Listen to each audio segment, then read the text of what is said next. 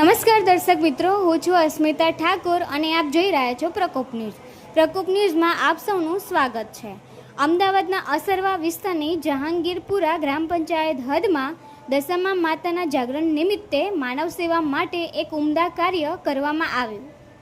યુવા ક્ષત્રિય ઠાકોર એકતા ફાઉન્ડેશન તથા સમગ્ર જહાંગીરપુરા ઠાકોર સમાજના સહયોગથી યોજાયેલ આ કાર્યક્રમમાં સ્થાનિક પરિવારો અને ભક્તજન માટે આઈસ્ક્રીમ વિતરણ કરવામાં આવ્યું હતું.